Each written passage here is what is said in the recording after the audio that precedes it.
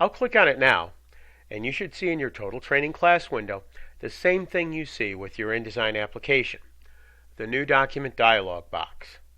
By default, InDesign CS6 creates a one-page, portrait, or vertically oriented, letter-sized page with a half-inch margin set all the way around the page. Well, actually, it doesn't look like a half inch because it's reported with the default setting of picas and points, or printer's measures. So everybody measures up the same way in this InDesign course. Let's change our default measurements to inches. Click on the Cancel button. Then, if you're on a Windows PC like we are here, select the Edit, Preferences, Units and Increments menu command. On the Mac, you'll first go to your InDesign pull-down menu, then select the Preferences, Units and Increments menu command. No matter how you click on that command, selecting it opens the Preferences dialog box with the Units and Increments option selected. We'll talk a lot more about what we see here in Chapter 4, but for right now, change the horizontal and vertical ruler units options boxes from picas to inches. I'm going to do that again for the vertical options box. I'm first going to click on it. I'm going to change it from picas to inches. So if your Preferences dialog box now looks like the one you see in your Total Training Class window, with the horizontal and vertical ruler units edit boxes both set for inches, let's click the OK button and we'll return to the InDesign CS6 desktop. We're going to quickly get back our New Document dialog box by using the keyboard shortcut Command N if we're working on the Mac, or if you're working on a Windows PC like we are, we're going to use the keyboard shortcut Control N.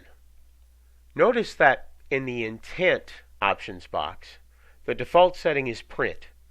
InDesign CS6 follows a long tradition of Adobe's industry-leading print production application. But if you click on that options box, you'll see we also have a web setting. Programs like Adobe Dreamweaver have traditionally worked better as web editors, but InDesign works pretty darn good as a web tool with CS6. And there are also settings here that are useful for designing digital publications in interactive PDF, ebook, and tablet application formats. InDesign lets you create digital publications as well as print ones. We'll cover this in more detail when we get to the interactive design chapter of our InDesign course. Let's click away from that Intent options box and get back to our New Document dialog box. You'll notice that we have two checkboxes to the right of the page numbering edit boxes. Selecting the Facing Pages checkbox lets you see two pages side by side like an open magazine spread. We're only going to create a one-page document, so we can turn that option off.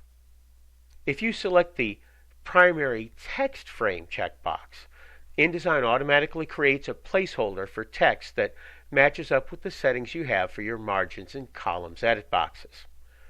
That's handy for rigidly designed documents like formal proposals, manuals, or book pages. It's not so good for freeform design like, say, doing magazine advertisements or custom business cards. That's why you can turn this setting on and off to suit your project needs. If you click on the down-pointing triangle to the right of the Page Size Options box, it'll show you the various size presets you have available. You have both US and European print page sizes for a standard business card or for a jewel case cover for a compact disc.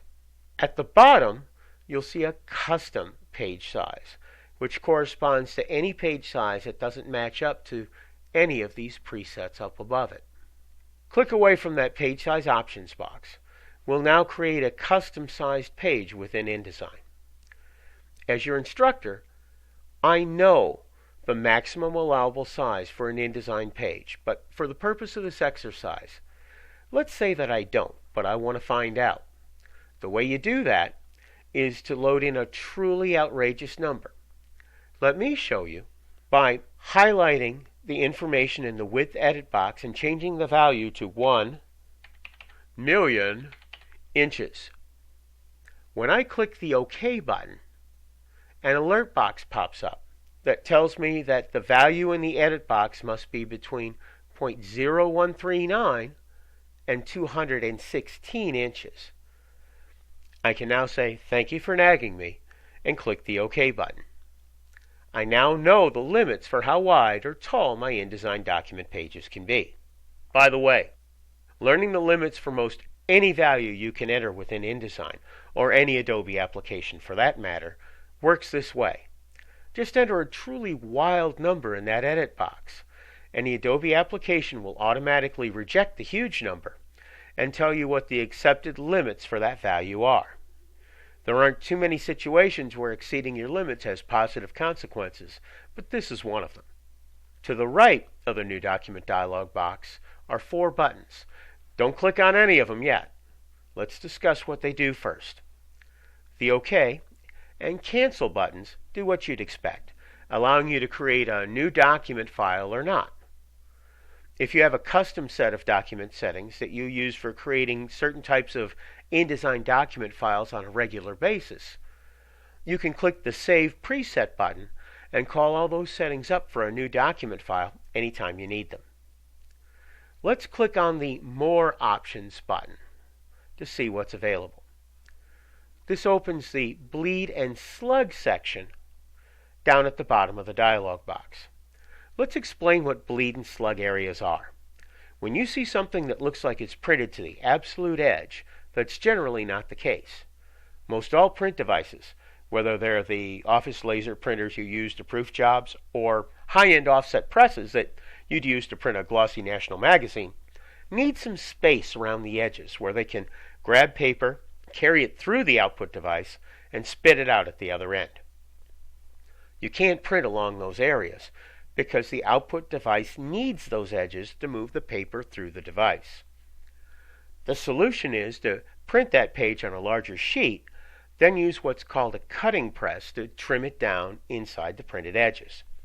The printed image cut off is what's known as the bleed area, and lets you get that print to the very edge effect. The slug area is also defined outside your printed page.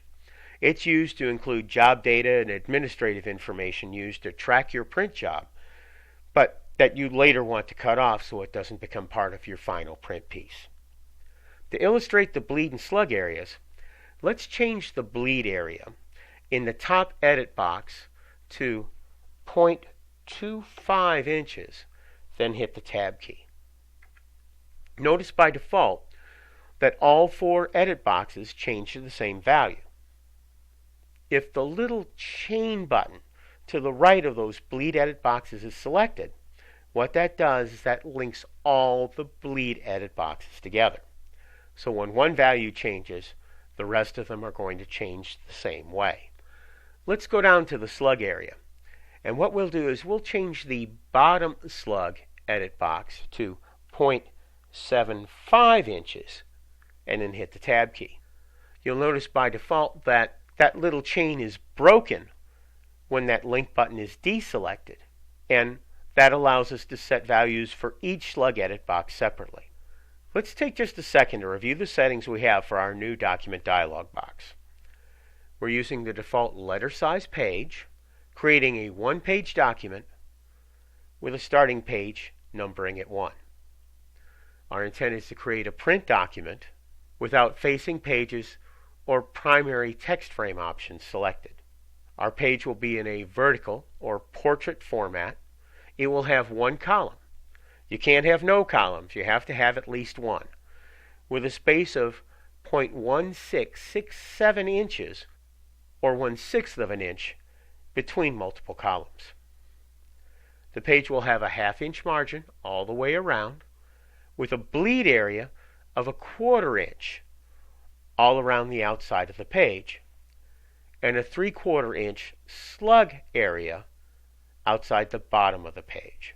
If your new document dialog box settings match mine, as they're shown here in your total training class window, click the OK button within InDesign to create your first class document file.